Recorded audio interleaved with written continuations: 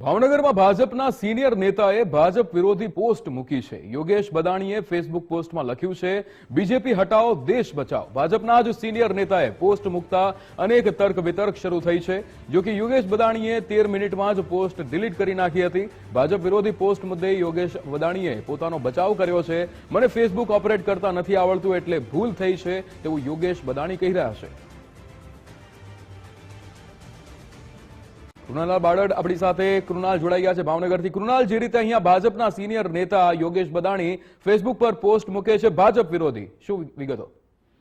બિલકુલ વિક્રમ, જો અગાઉ પણ ભાવનગરના મેયર જે છે ભરતભાઈ બારડ તેના દ્વારા પણ એક સોશિયલ મીડિયામાં પોસ્ટ મૂકવામાં આવી હતી કે જે પ્રમાણે સંગઠન જે છે તેના કારણે ચોક્કસથી નારાજગી વ્યક્ત સાથેની પોસ્ટ હતી। ત્યારબાદ હવે ફરી એક વખત સિનિયર નેતા છે ભાજપના યોગેશ બદાણી કે જેઓએ પોતાના ફેસબુક સોશિયલ મીડિયાના એકાઉન્ટ ઉપર કહી શકાય કે ભાજપ હટાવો દેશ બચાવોની આ જે પોસ્ટ છે તે પોસ્ટ મૂકવામાં આવી હતી અને તેને લઈને ચોક્કસથી હવે શહેર ભાજપમાં હડકંપ જે છે તે ચોક્કસથી મચી જવા પામ્યો છે। બીજી તરફની વાત કરીએ તો 13 જ મિનિટમાં આ જે પોસ્ટ છે તે પોસ્ટ યોગેશ બદાણી દ્વારા ડિલીટ કરી દેતા ચોક્કસથી યુટર્નની જે ઘટના છે તે ફરી વખત સામે આવી છે।